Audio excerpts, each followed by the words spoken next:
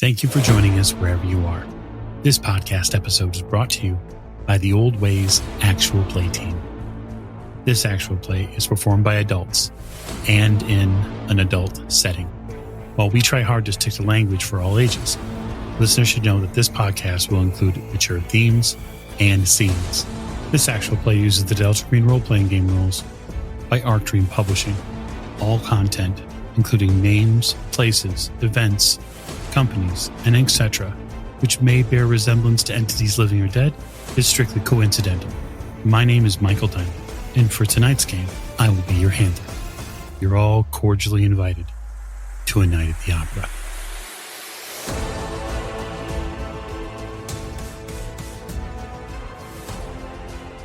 Good evening, everyone. Thank you again for joining us at the Old Ways podcast. My name is Michael Diamond. For tonight's game, I will be your handler as we are back playing Artifact Zero for the Old Ways podcast.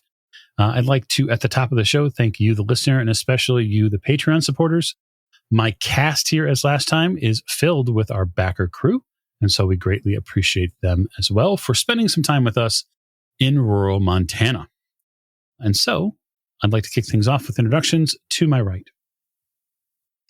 Hi, I'm Allie, and I play Special Agent Jennifer Taylor, or my alias, Irene Greenstone, and we're off to meet the deputy. Let's hope we don't have to shoot him. Fair enough. To her right. I'm Heather. I'm playing Dr. Sandy Bodine. She is a scientist, a chemical engineer with Dow Chemical. And if anybody wants a cigarette, just let me know. Pick the correct one, of course. And to Sandy's right. Hi, I'm Nate. I am playing Ethan Moffat, a deputy with the U.S. Marshal Service, also known as Gordon Mosley, a FBI special agent. And it seems like we're heading off to a dig site in Montana in October at night. So I'm glad I bought and brought my hood with the furry lining inside, because it's going to get a little bit nipply. Certainly. And the two fully loaded shotguns in the trunk don't hurt either. And the thermite grenades, yes. And I've got my pistol and I've got a rifle. Yeah, those things as well. Everything to keep warm. Yeah, the thermite will help in that regard. Last but most certainly not least. Hi, I'm Jim, and I'm playing Lucas Rosenberg, alias Jonathan Davis, a computer hacker who has absolutely not been caught by the FBI using their equipment to hack into universities. I would probably be wanting a cigarette right about now if I weren't completely shameless. Yes, well, I would just say smoking is bad for you. That said, we'll open the curtain tonight on the mostly deserted Montana highway.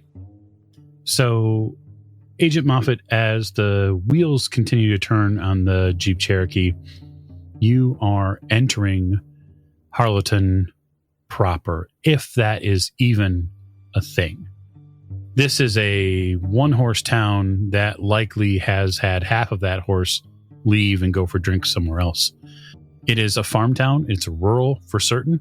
The brightest light that you're seeing is actually from a nearby Motel 6, which seems to be, at least as far as the remainder of the summer bugs are concerned, the hottest place in town. The floodlights around it seem to be buzzing with all sorts of, we'll just say, fall leftovers. There's a fair amount of perhaps remainder snow on the ground. It may have snowed here in the past week or so, given where you're at. There's a heavy coating of leaves on the ground near the trees, but there is still some brown and orange leaves yet to fall. The air is crisp and definitely colder now, and luckily for you, the Jeep was fully loaded with gas, and so it's had no issues getting here. But the plan was, memory serves correctly, that the agents were planning on meeting the deputy at Big Porcupine Creek, because Big Porcupine Creek is sort of where all the action tends to be from what their evidence points to, yes? So the dig site is about half a mile up a shallow slope. So the surrounding area near Porcupine Creek is hilly, which is another check mark in your favor for having grabbed a 4x4 vehicle, but it's essentially devoid of any human habitation at all, except for the occasional power lines and telephone lines that crisscross these pretty poorly upkept roads. Roughly speaking, you're going up in elevation a few thousand feet. So the GPS marks it off at about 6,400 feet when you finally pull into the site itself. Now, the dig site itself is a cordoned off area. It's had fencing put up, you can tell. This probably was done months ago, if not longer, by either Lewiston or maybe even the University of Montana, Helena, when the site was originally formed. There doesn't seem to be any movement immediately on the site, but when you do pull in nearby, there is a Wheatland County squad car that waits. Its headlights are on because it has dimmed as far as ambient light. And there is a fit, uniformed officer standing outside of it, black on black with blue striped pants. He seems to be drinking coffee, sort of standing out amongst the space. I'll pull the Jeep around and driver's side to driver's side style, put it in park. I'll leave it running. How cold is it? Is it nasty out or is it fine? Probably low 50s at this point, maybe skirting into the upper 40s. It rained this morning, but it doesn't look like there are any new systems coming in just yet. I'll turn the car off then. We don't really need the heat then. And get out. He nods. Evening. Evening. Thanks for coming out. Yeah, it's not a problem. Not a problem. So, more interest on the dig site? Yeah, you mind if we take a quick look around? Oh, I've got no problem. Yeah, I'll introduce myself. Dr. Whitney Donovan. I'm an archaeological chemist. Just here to take some samples, do some analysis. He nods. Yeah, no problem. He walks over to the gate, opens it up. You can tell there's a slight crest to the hill here where the dig site actually sits. And there does seem to be a, we'll say, early 90s Ford Taurus that sits up there. He pulls the chain and the lock off. Boys up there gave me a key just in case we had any visitors. Is that the car belonging to some other security person up here, or? The local office, well, I say local, the city points to the direction of Helena. City FBI has got a couple folks up there. Okay. They're just making sure that, in case Thorley stops back out. He was armed and dangerous. Yeah. Makes sense. I was fishing through my stuff and I figured I'd help y'all out if I could. He produces a piece of paper and hands it over to Agent Moffat. Just a copy of the police report. I'll take it. I'll read through it. I'm also going to head towards the back of the Jeep, pop it open, and rummage through my luggage. I'm going to put stuff in my pockets that I've brought. I mean, I'm obviously not going to change into my body armor and stuff, but just some of the bits and bobs that I've packed, I'm going to put them in pockets and then scan through the police report. First thing you notice in the police report is that, well, it's the bottom of it, really. And the reporting officer on the police report is Officer Mark Brown. So this is your work? So you're the one who took him into custody? Yeah, I picked up the message from dispatch that Wilson was having problems out here. It's all there in the report, but the long and short of it is I came out here and Thorley was a mess. He was shaking like a leaf, and I don't really appreciate anybody armed with a shotgun shaking, you understand. He smirks, kind of kicks open the gate a little bit. Did he seem to be comfortable with that shotgun? Was that something that he seemed to have training? He wasn't comfortable with anything. No. I mean, Brown had to talk him down off a ledge to keep him from shooting somebody. Was he particularly skinny? I seem to recall that he just disappeared out of the cell, and we're a little bit interested in that. Thorley was, fairly well kept. He wasn't skinny by any means. Not that he's a retired police officer. He sort of pats his stomach. He's that far gone, but not skinny enough to slip through my office bars, that's for sure. And there were a couple of other people in the cell with him? Well, cell nearby, yeah. A couple of guys we'd picked up in a fight at one of the local places. We call them regulars. Oh, yeah. Everybody's got those, right? Well, they say every time a police station's built, it spawns a few regulars. That's how things go. So, how well lit is the dig site?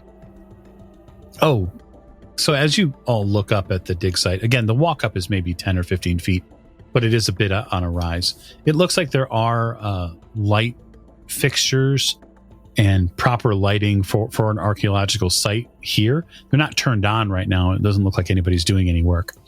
There is a single light near a metal pole that's been put up. It's about 15 feet high near a large tent, and that is on, and you can see that there's a light inside the tent.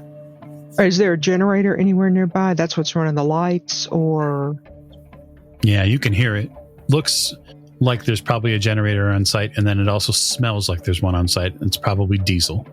I will move up that way then. If I'm supposed to be an archaeologist, I'm going to go act like one and go look at the generator. So, Agent Taylor, did you have a question? Yeah, I was going to kind of hang back with the deputy and essentially try to get more information, like how much he knows, what kind of like maybe gossip he has heard, as far as maybe how Dr. Thorley disappeared, how, what happened to the people who have also gone missing, what his suspicions are about the remains that have been found, if he knows about those, that sort of thing. If you want to give me a persuade roll, you can. Moffat, are you sticking around here, or are you heading up as well? Sorry, I was reading the police report. I'm gonna follow probably whoever's going farthest in. So it sounds like Whitney or Sandy's moving in. So I'll sort of keep pace with her, but I'm reading through the police report while I walk with her. Okay, fair enough. Agent Taylor? 16 under 50. Okay. So, yeah, the deputy here is pretty open and honest, right? So he breaks down the report, which is good because obviously you don't have the physical paperwork with you. He tells you the long and short of most of what you already know, which is Dr. Wilson from the University of Pennsylvania team called in some sort of problem. Dispatch told the officer that there was a man wielding a gun on site and that they were worried that he was going to do something terrible with it. The officer responded. It took him about 15 minutes to get up here from where he was. And by the time they had arrived, Dr. Wilson had calmed Dr. Thorley down enough to recover the firearm, which the police took into custody, and then took Dr. Thorley into custody. He does mention to you that Thorley fought him pretty hard to get cuffed. He also tells you that Thorley kept saying he was infected. Hey, Donovan, according to this police report, this Thorley, he thought he was infected. Yeah, I saw that. I was waiting to get out of earshot before I talked to you about it. So he probably got infected on site somehow with something at the dig. And, nobody has said anything more about this antenna that they uncovered. Yeah, I was thinking about that. So I want to see what we see about that. Nobody's mentioned it being moved, none of that. So, I think that's a couple of things we got to look out for. There was no obvious signs of death on those skeletons. There's just a lot of really weird things that have happened. So what is it that is common? What's brought all this together? And if I recall, it said they dug the antenna up. So somehow this was in the site. So we probably got to go inside and find this thing. I'm thinking that those FBI agents are probably in that tent, unless when we get up here we see them.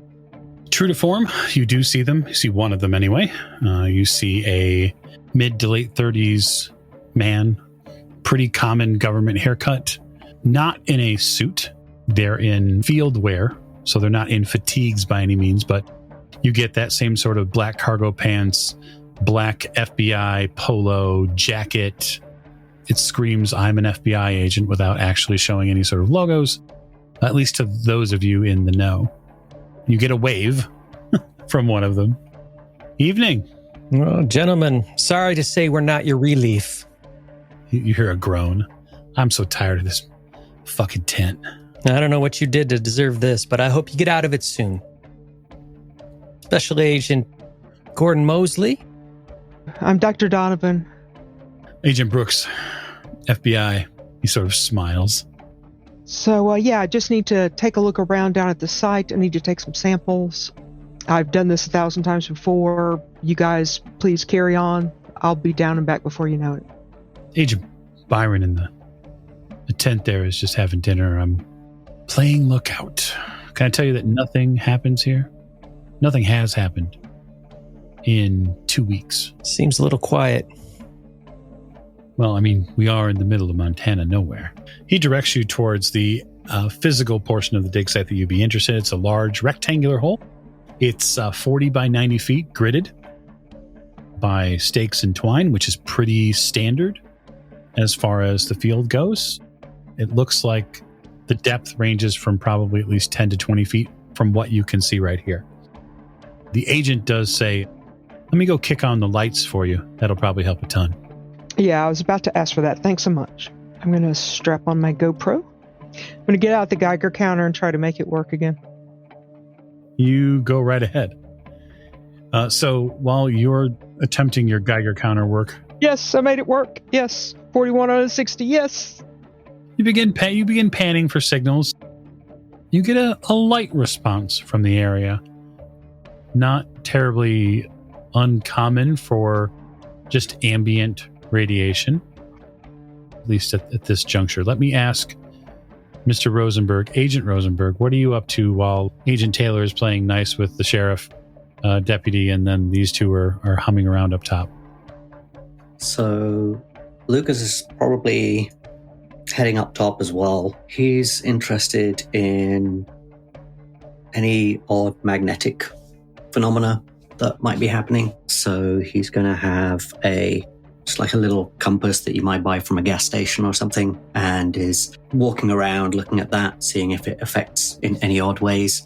Occasionally he'll take a quarter out of his pocket and just flick it straight up in the air and watch it land, pick it up again, and then he'll go back to sort of walking around again. If he can get around the edge of any of the excavation points, he will look in to see what the shape of things are down there. He's not going to go down on his own though, and he's not going to touch anything since he read the word infected. He's probably at some point going to go over to Sandy and see if she has rubber, the prophylactic gloves or something like that, or maybe one of the agents does. He's seen the X-Files. He knows how this works. Yeah, I've got gloves. Yeah. All right. So Sandy, give me an idea after you get your initial read at the top, or what other investigative maneuvers are you going to make? Oh, my idea, I've got a 14, so... So a couple things are a little curious, but nothing so much more than what is down that the lights are now shining on in this hole. There is likely 30, 40 feet down here, a bent metallic object that does not fit the puzzle piece. Whether it's the people, whether it's the place, whether it's whatever other people might think is the interested party, that thing in the ground is the problem. You get that straight away. Just from this vantage point, it's roughly 12 feet by 12 feet. It's maybe 12 by 15, depends on the angle you're looking at. It's big. It's big enough. It looks more or less intact. You don't see a ton of breaks on it. There are some bends in some of the metal. It's definitely mangled in other portions. That's about all you can tell from the top. What color metal is it? Like steel, shiny like aluminum, dull like iron? I'd say it's fairly shiny from this vantage point. There is a fair amount of dust, obviously, on it, and dirt and other things. Well, I don't know about you, Doctor, but I reckon we found our antenna. I don't know why they call it an antenna, though. Doesn't that mean receive and transmit? What did they figure? Supposed to. The Geiger counter pick up anything on it? It's a little far off at this point, but there is something. Definitely a stronger signal. When you wave the wand, there's a little bit something more there. I'm going to have my radio signal detector EM plugged in and sort of aiming towards it. Also, if they call it an antenna and it looks like it's potentially been damaged, does the oddness in its shape sort of correspond to anything that would make it function better as an antenna, like a spiraling or a right angle or things like that? Yeah, so there was, I should say, likely multiple spirals that come out of the top of this thing. It looks like if it was, as you can imagine it, whole and in one piece, or I should say whole and straight, it would be a fairly powerful modern antenna. Am I detecting any type of signals, any EM spectrum in the area? No, it doesn't seem to be powered up as far as you can tell. You're not getting anything. Obviously, you're going to get EM hum from the lights, from the power rated from the generator. You're going to get a little bit of EM off of people, but you're not getting any massive spikes of EM off of it. I'm going to try pinging out radio frequency signals at a few different frequencies and see if I'm getting any sort of echo back on any of those. Yeah, go ahead and make me what have you got for physics? I have mathematics, microelectronics. Yeah, I'll take microelectronics. 28 under 40. Fair enough. Down near a portion that is the furthest point away from you as you sort of move around this hole, there is one portion of this that gives off more of a signal than the rest of it. Does it appear to be coming from something yet to be unearthed? Yes. Okay, does it look like anyone has done anything in that area different from anywhere else? The dig team seems to, and really Sandy would notice this as well, this has been excavated properly. So the grid lines, the twine, the stuff like that is the first sort of touchstone that you would get that a professional dig team looked at this. The rest of it is how this stuff has been unearthed. So as you go down closer into the hole and dugout area, you can tell that time and care was taken to piece removal here. Nothing seemingly wild went on down here. Everything has been excavated around it in a proper fashion. So like from the bottom of this antenna to the top of it, even though it's not laying completely straight, it's a bit jutted. The amount of stone that's been removed, dirt material has been removed, is the same throughout. I'm going to call out to Sandy, Whitney, over in that corner there. There's something over there. Point your doodad at it. Maybe don't walk over there just yet. Got activity? Sure. So we'll just take your previous roll as an example. There is definitely something that is coming off this antenna. Your Geiger counter is having a hard time reading what it is, though. All right. I'll get close enough for the Geiger counter to begin to register, get within its range, and see if I can pick up anything. You're getting almost like a bounce back signal. Like, yes, it reads that there are rads in the area, but there's an echo of something else that comes back. And what kind of radio equipment are you using, Agent Davis? So, what I have is, I basically have a little bit of ham radio stuff wedged into the side of this little computer, and I have a whole bunch of little antennas and so on floating off the side. I'm kind of looking at a spectrograph, the signals in the area. Because I've got 2 tactical radios, but that's essentially the same thing you have. It wouldn't really tell us anything more, would it? Probably not. Probably not. Okay.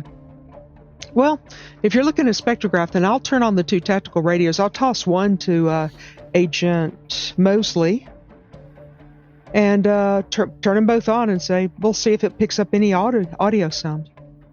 I catch it.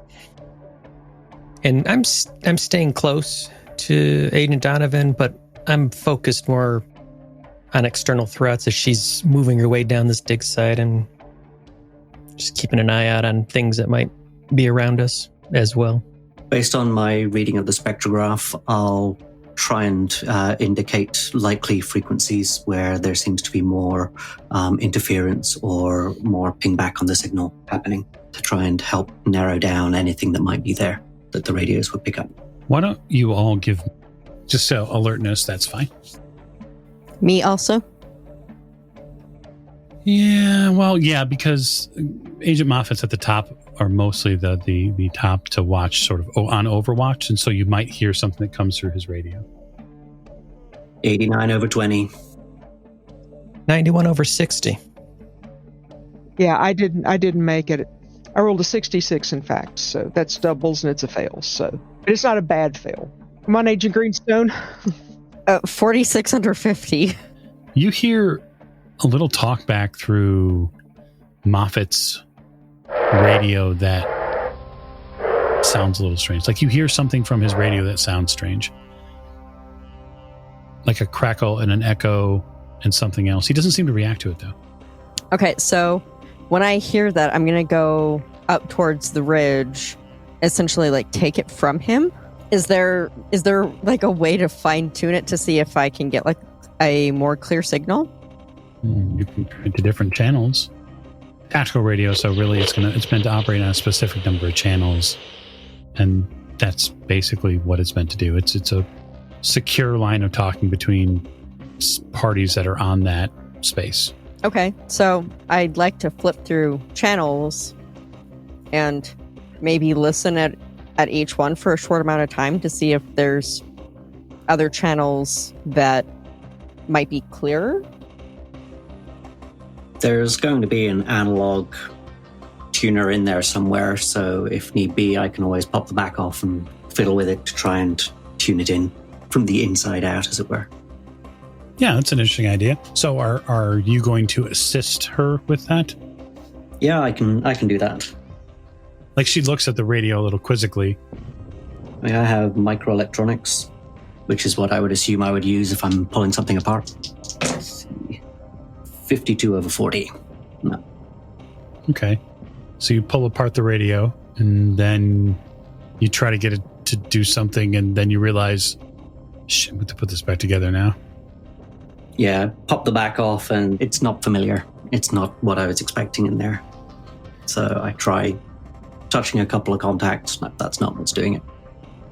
But you definitely heard something, Agent Taylor. All right, so I was going to essentially go to one of our FBI guys and see if I can borrow one of their radios. Switch it on to some of the frequencies to see if I can't replicate this particular experiment. The agent that you saw your other fellow Delta Green folks talking to steps over. Everything okay?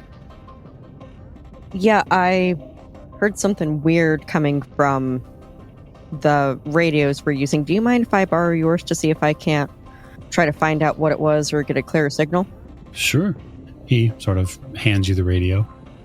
And with that, I'm going to go back to the top of the ridge. Maybe the altitude will help clear up the signal a little bit. Mm-hmm. Okay, fair enough.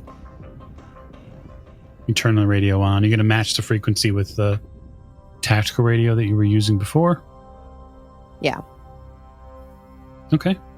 But you have the radio on and you're prepared. What I would like, though, as you're at the top of the hill, the highest portion, I would like you to give me an alertness roll. 33 under 50. From your position on the top of the hill, you see a Wheatland County police cruiser driving very slowly away from the site. The deputy's leaving? It seems so. Huh. You look a little quizzically in that direction, and then you watch the car list past the stop sign at the bottom of the hill. It tumbles right over the edge of the road and into the ditch. Any change in the EM from that corner of the thing right about this time? Nope, nothing specifically. No change in your frequencies at the moment.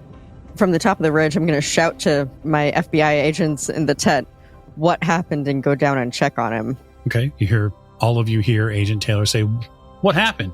We didn't hear anything. We didn't see anything. Nope. That's the response. Nothing. It's all clear here.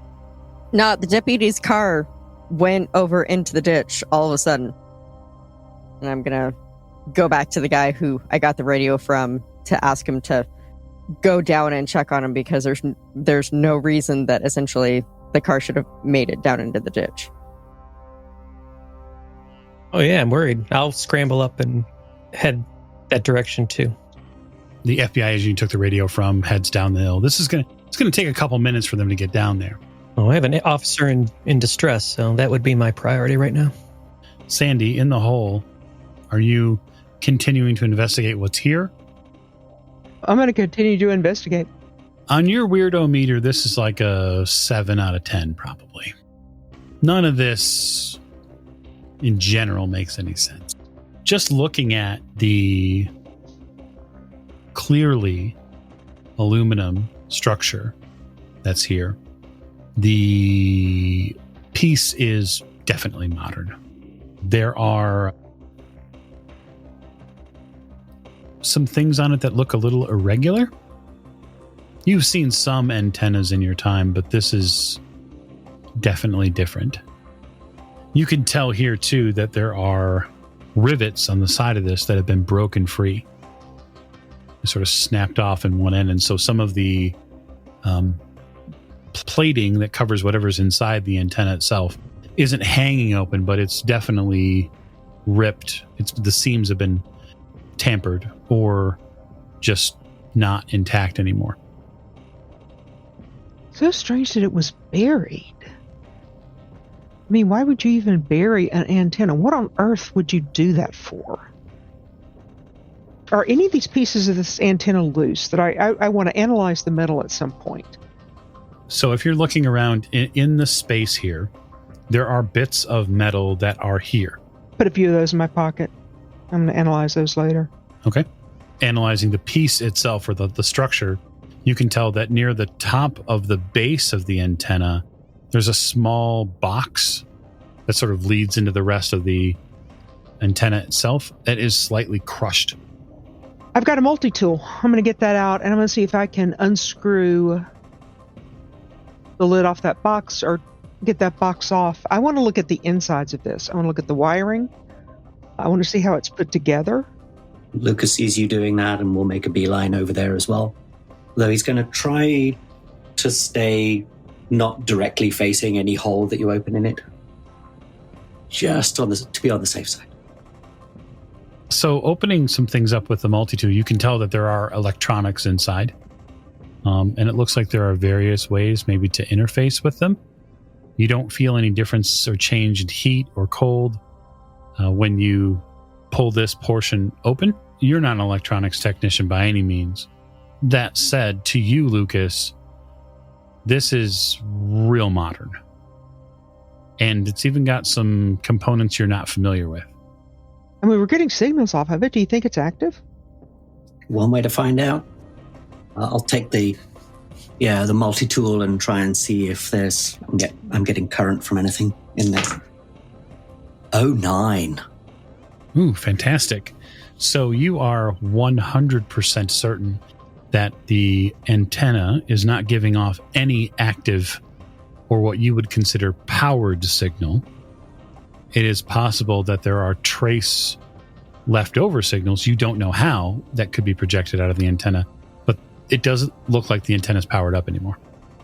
Does it look like has anything in here been tampered with? cover was slightly loose, does it look as though someone came in and prodded at it before I did? It looks like it may have been looked at, so that's evident enough that the two of you would understand. The casement that had the rivets loose, it would be easy enough to sort of put it in proper position,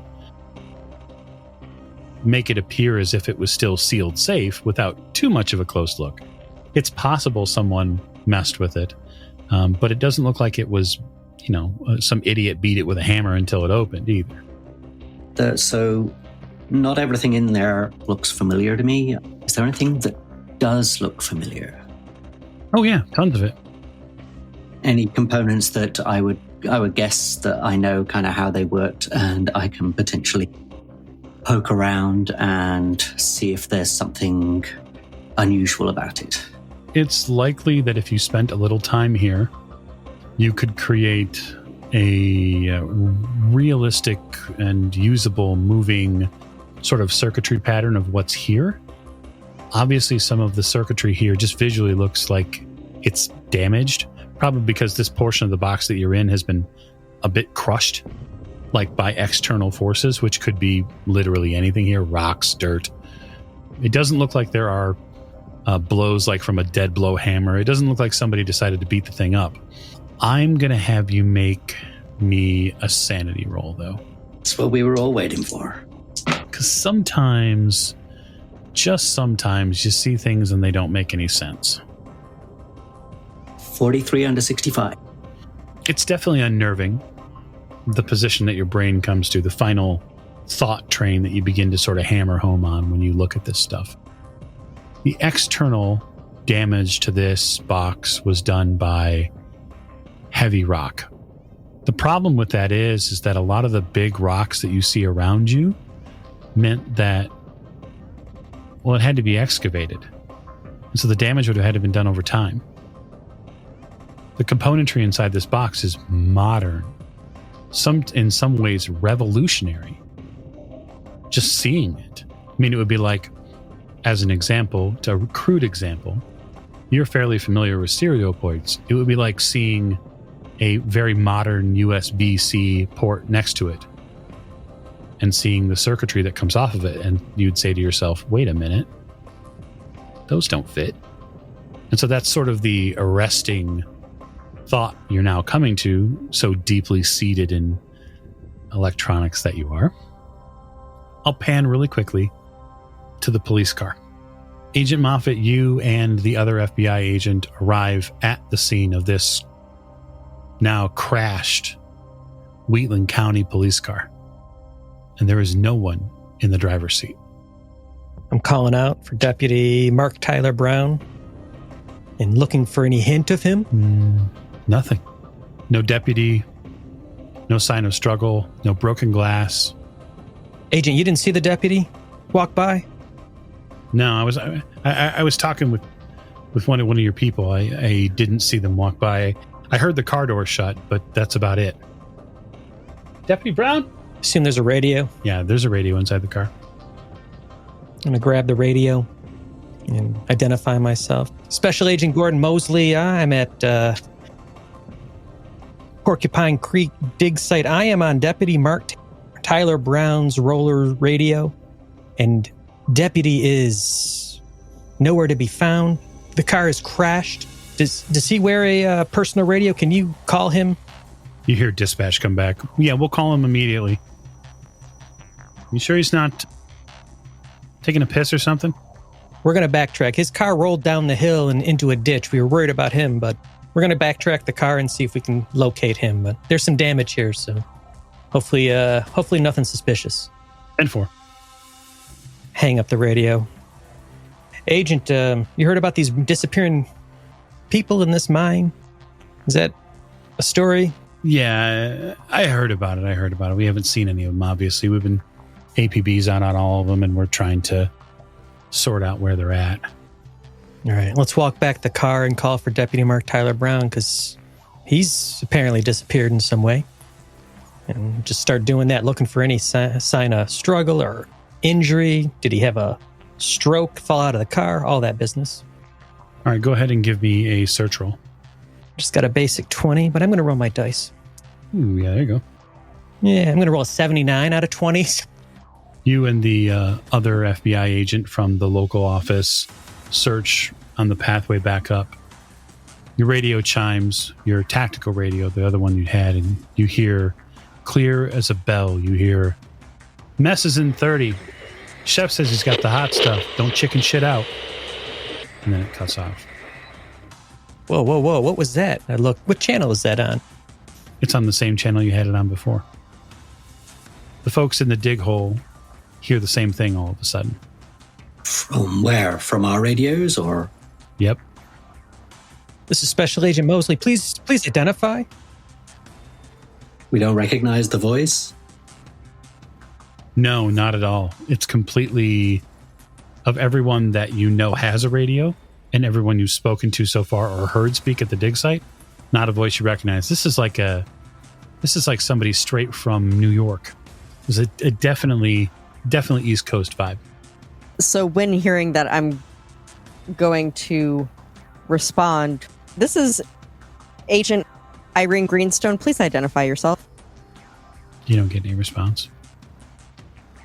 Now, for Sandy, Lucas, go ahead and make me power rolls. Power times 5 rolls, please. 03. 53 on an 85. All right. Understood. Agent Moffat, you're heading back up to the site and continuing your search. I am.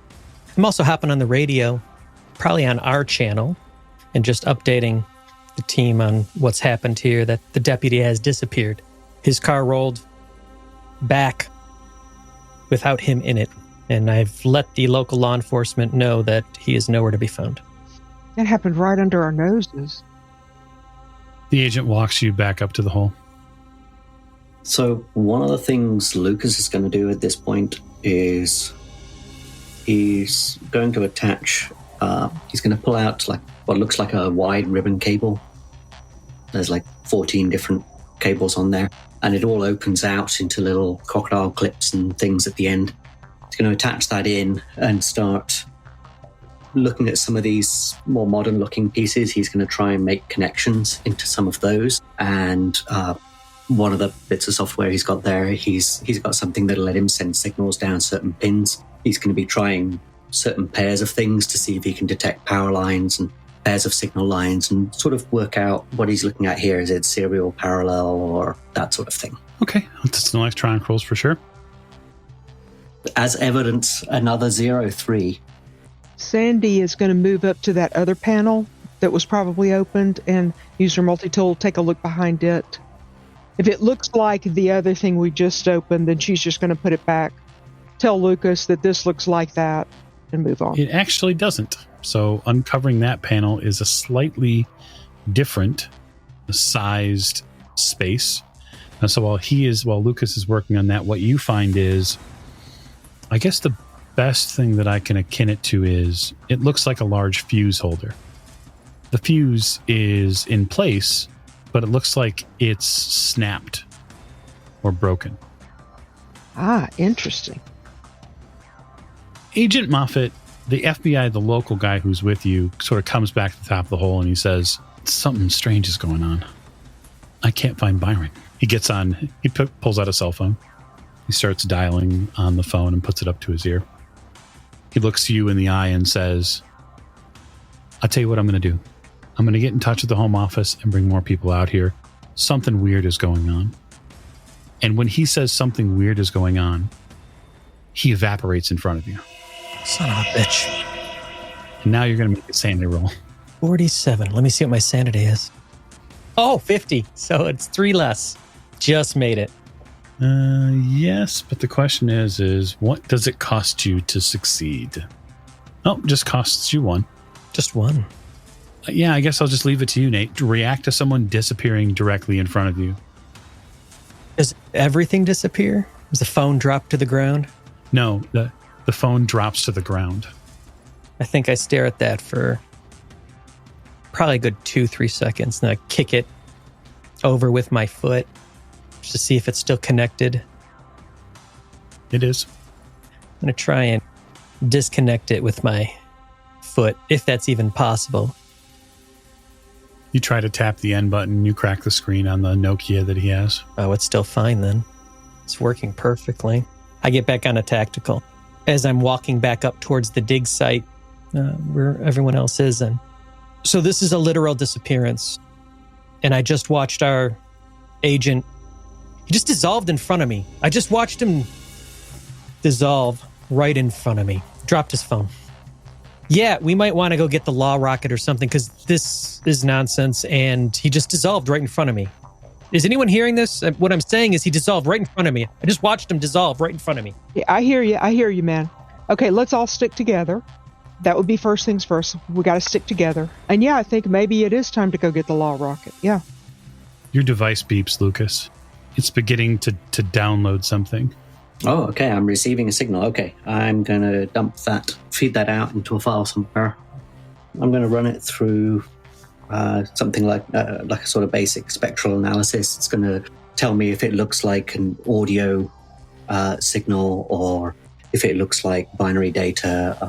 It's going to try and determine what type of data might be coming down the wire there and the up and down signals. He's also going to, having heard this, he's going to take his phone out of his pocket and put it down right out of reach. And he's going to look over at Sandy and go, phones, put your phone away. So go ahead and give me... I could do computer science if that. I've got a program that I've written doing that. Come to think of it, sure, go ahead. It's actually, this is an opposed roll. Then I'm definitely going to do computer science. 33 under 60. Oh, critical success. Yep, absolutely. I have one as well, and staged mine is a little higher. And so what happens when you begin to download the data or get this signal is your device is forced into downloading the signal. It downloads a binary information bit, right? So you know you're not getting audio. And the little bits pretty quickly spit out 8 very simple characters. MAJESTIC.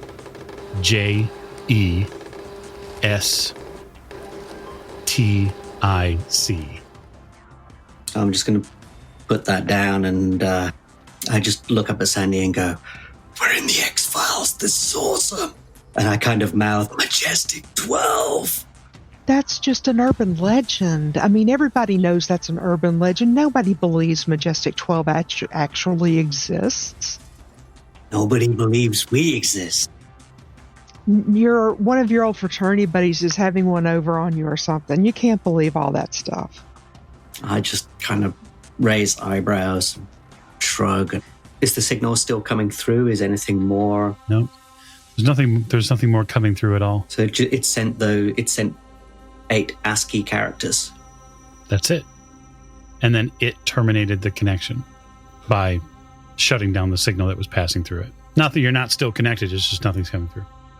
Can I recall anything about the Majestic 12, the sort of myth, other than what's from the X-Files? You have a lot of urban legend knowledge, a lot of X-File knowledge is probably as close as you're going to get. You may have done some book reading or potentially even internet searches around them. Obviously, it deals mostly with UFOs and deals with alien life, supposedly. And you know fairly certainly that if you were to approach it with any sort of seriousness in a public venue, it would likely get you laughed at. I mean, I vaguely recall that the X-Files would say something like it was a group of 12 people or something like that. I'm just wondering if there's... I don't know if they completely made that up for the series or if there's some other thing that it's supposedly like Area 51, if it's supposed to be like a code name for some black op or something. You're not terribly sure at this point. The radios buzz again and you hear an older male voice say, all right, afternoon watch, 1600 hours. The radio cuts out again. What time is it now? Oh, it's probably 7 p.m. by now. You know, it was after that first message that somebody disappeared. I'm shifting away from my telephone and I put my portfolio down on the ground and make sure there's a clear foot of distance between me and it. You stumble over something. Your foot kicks something. It's metallic. It's tiny. Bend down, not touch it, kind of look, what can I see? You have a pocket flashlight or something to illuminate it. And what you illuminate is the badge of a U.S. deputy marshal. Their name on this? Is it just the star badge? Their name on this? No, there's a number. There's no name on it. I'm not going to use the radio. I am going to take a note of the number, head up the hill towards Gordon or Agent Moffat or Agent Taylor, whoever's closest, and say, can we find out what the deputy's badge number was? Sure, we can look. What about the thermite grenades? I'm done investigating this. What about something that... Cover it back up. Maybe if you cover it back up, this stops. They uncovered it. It started. Maybe if you cover it back up, it stops. This is an antenna, right? Is this the thing that's transmitting? This is the thing that's sending these messages. What if it can't? Or could remove the wiring. We haven't seen it send out any sort of radio pulses, so I don't know that it is what's sending these messages to the radios. Well, we're hearing them on our radio. Something's sending something to the radios. I've heard them 2-3 times. Something is. We can't, as far as we can tell, it's not that. I'm sure it's involved. Do you think we should go into the cars left, the cars that are remaining? Turn on those radios and see if those messages are coming over the car radios too? Worked for me. That sounds like a solid plan. And maybe even the deputy's car. It's a distance away. See if it's coming. See if there's a limit to the area of effect. That sounds terrible. I don't want to hear any more of this. Tell me the number that you saw in the badge. I'm going to go look in the tent for that. I don't want to hear any more of these voices. Okay, so I'll give him the number, but then I also want to ask, when you got to the deputy's car, was the radio unhooked? Would I? No. I used the radio. Unhooked. Because you used it, so did you unhook it to use it, or did you pick it up off the floor? I don't really remember. You don't really remember. And the reason why you don't remember, Agent Moffat, is because your brain is still trying to process something that is terrifying and prescient in your mind, and that is the badge number that Lucas gave you is your badge number that no one here knows in real life that you're a deputy marshal and you have a badge with that number on it. So I'll draw my sidearm. I will put it up. I will point it directly at so-called Lucas, so-called Rosenberg, and I'll say, where did you get that badge number from, sir? Because no one has that badge number. I'm just going to kind of point down to where I saw it, and I'll describe the physical shape of the badge and as much as I can about it. Yeah, the badge he describes sounds a little bit like yours, except that the one he's also describing is dirty, a little mangled, rust at some of the edges, aged. I'll reach back into my pocket and look at my badge that should be in my wallet. Sure sounds and looks like a whole lot like the one you're holding. And I'm holding my gun, and I'm also holding my badge up, and I just show it to Lucas. Very good. Sand rolls for the both of you. Blood is going to drain from my face. 47 under 65. You still lose a point of sanity for that. I got a 12. I'm going to upgrade your sanity loss here because I don't really know that there's a possible way you could get that knowledge and not feel a little bit more effective. So you're going to lose 3 sanity from me. This is wholly terrifying now, knowing what you know. And I would just say to the other 2 agents that are here, one of you has pulled a gun on someone else. First of all, let's everybody calm down. This is because we are starting to replicate what happened to the archaeologists. Okay? The cycle is repeating itself. We can't afford to do that. My gun hand's shaking. All right, Ethan? And yeah, you don't want to do that. Yeah, I'm going to walk over and steady his hands and pull the gun out just real slow. No, don't worry, bud, I got it. And there's slight resistance at first, and then with relief, I release my hand and you take the sidearm. I'm going to go search the FBI tent real quick, see if there's anything of interest, any notes, maybe if they have a law rocket tucked away in there. Save us a trip to the storage unit. Searching through the tent there that the FBI has, you find a trove of little trays that have all sorts of tiny little metallic objects on them from several different things. You find a watch. You find a few bands, ring bands. All of these, by the way, are aged and old. You find what look like maybe old shell casings. I'll put several of, I'm assuming they have like the watch on one tray, the rings on one tray, the shell casings on one. Okay. Mm-hmm. I'll combine them into one tray, bring them out, sit them down in front of the group, and I'll say, okay, here's my theory. Not only is that antenna something that transmits sound, I think maybe it transports things in time. That maybe those skeletons that the FBI have are in fact the dig people. And they found them 30 feet underground, and they're aged because it transported them back in time. And it transported these items, the reason they look like they're so old, back in time. And the dig, contemporaneously, found them in our present day, but that antenna thing sent them back. Doctor, it found my badge. Then what does that mean? That I'm heading? That I don't know. I don't have that information. We got to blow it up. Yeah, we might have to. Alternatively, I'm tempted to hook the generator up to it to give it full power just to see what happens because I'm a scientist. I doubt I'll get any support for that idea. And I'm just tossing it out there in case anyone else is as curious as I am. I'm totally curious about this. You're curious? I actually think you should.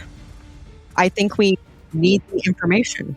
I think if we blow this up, I think us blowing this up is what causes it. I think if we damage this thing, feels like everything's coming to a point. It feels like everything's accelerating. If we were to blow this up, we'd do it in what? A couple of hours?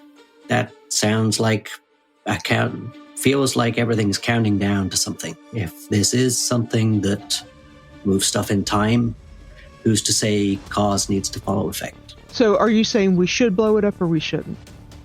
Should not. I vote hook it up to the generator. Me too. So this thing is snatching people out of our existence into the past. Right now it's on low power mode. So your idea is to give it more power to see if it, finishes the job faster? It's malfunctioning. We need to fix it. I'm hoping that the generator will overload it and reverse whatever effect that it's had. Whatever kind of effect that means, whether it's time travel or whether it's a spatial distortion or whatever it might be. If it destroys itself rather than from an external source, that seems safer than us blowing it up with grenades or a rocket launcher. Make it short out its own power. I mean, I feel like if we do nothing, we're just going to get sucked into whatever has happened to the deputy, the two agents. We can't leave it as it is because whoever follows us, the same thing's going to happen to them.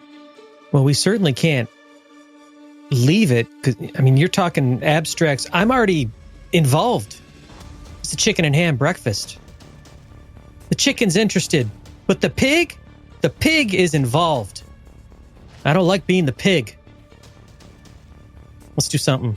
If the generator doesn't turn it off, I'm throwing grenades and I'll go back to the box and get the weaponry that'll really finish the job. Well, yeah, and I think that's a fair plan. In fact, I think that's the exact plan. Let's move. Okay. Michael, my stuff is still hooked up to the signal. Has anything changed? Has any more come down in the meantime? Not a single bit. So if you are planning on hooking this thing up to full power, why don't you one of you, give me an explanation exactly how you're going to do that. So we have this part that I've already attached some stuff to.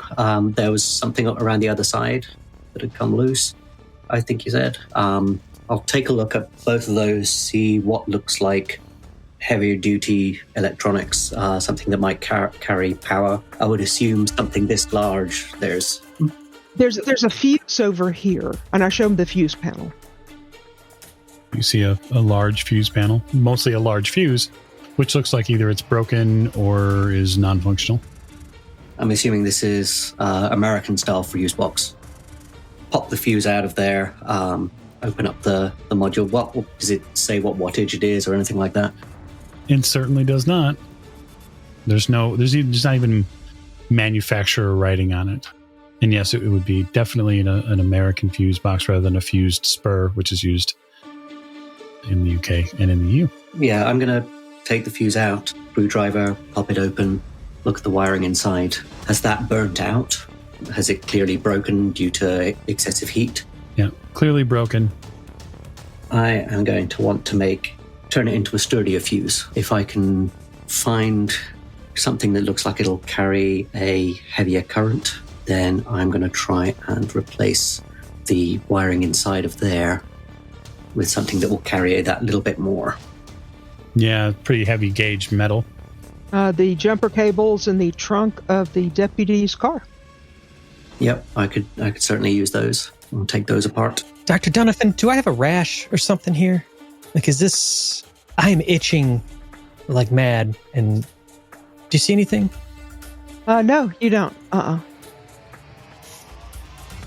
starting to sweat too. You want a cigarette? It'll calm your nerves. Yeah. Okay. Yeah, I'll take a cigarette. Yeah. Nicotine, anything. Well, yeah, there you go. I won't give him the magic cigarette because he may need to come back with the law rocket. I do not need him on Love Boat running around the streets. So I suppose then, Lucas, if you would give me, I suppose, it's got to be some sort of electronics roll. I can do mechanic or microelectronics. I prefer microelectronics if I can swing that. It's pretty small.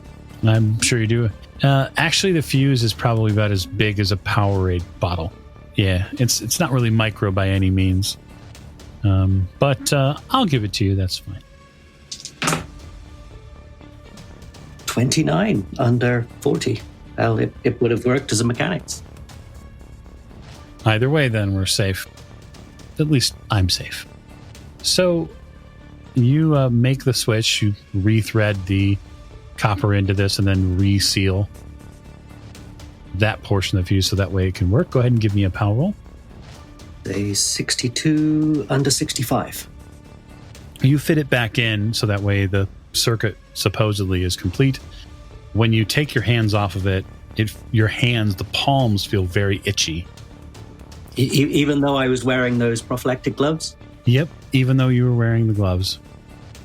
I take those off, then it's probably a rash or sweat rash or something. I'm allergic to latex, so. That's probably what it is, sure. The rest of the setup for the voltage is likely fairly simple for really anybody to complete, which is make sure the generator's at full power, that's here, and then make sure the electrical line comes all the way down in here and find a spot to land that electricity. I will go just stand by the generator because I'm no good with electronics. I will go over to the generator and find a cable long enough that it will come down and be hopefully hooked up into somewhere. I'm going to get ready to crocodile clip something onto the outside of the fuse, but I do not want to be stood right next to it when it turns on. I'll be at least sort of 10 feet away, at least. So then I'll ask who's going to turn it on. I thought we were going to hook it up and then throw the switch on the generator to start feeding power in. Yeah, I thought that's what we were going to turn the on switch on first and then turn the generator on. Who's going to turn the generator on? I'll turn the generator on. I don't mind doing that. The generator's a decent distance away, right? Oh, it's all the way up the hole. All right. You turn the generator on. It kicks over with a churn of that diesel smoke, belches out and on to the ground and then into the air. There is a distinct and immediate hum that begins from the bottom of the hole. And you watch as a sort of inner green light begins to spill out from the electronics to the base. Even that base is somewhat still covered, still yet completely undug. And then the rest of this antenna lights up like a Christmas tree. It starts at the bottom and then lights slowly chain all the way up to the top of the box, that battered box that you'd replaced the fuse on. And that begins to spill out with light in the area. I know my relativity. I'm going to take my quarter and flick it up in a little arc, kind of slightly towards the antenna, see if it goes closer to the antenna or further away than I would expect. You take the quarter out and you flip it, and you never see the quarter fall. It hangs in the air and spins over and over and over.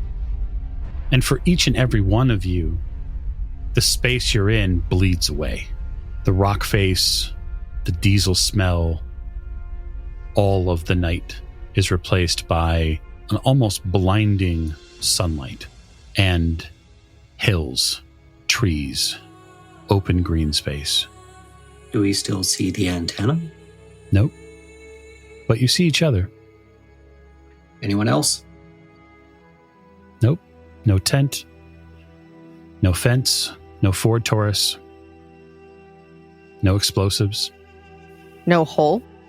No hole. No bemused-looking archaeologists? Negative. Or deputies? Only thing you see in your future is a sand roll. Double odds. 97.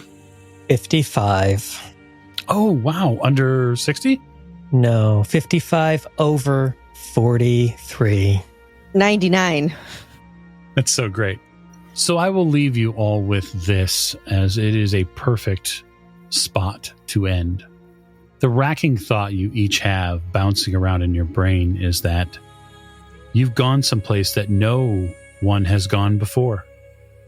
Or others may have gone, but have never lived to tell the tale, much like none of you will live to tell the tale, as you have been transported far, far back in history.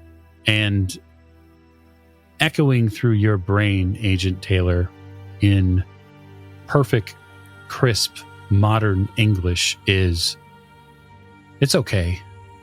You'll get used to it. My name's Dr. Thorley. Let me show you around. And that's where I'll call our Delta Green operation to an end. I'd like to thank each one of our agents for playing a part in it. I hope that you all enjoyed Artifact Zero. We thank you for listening, and good night.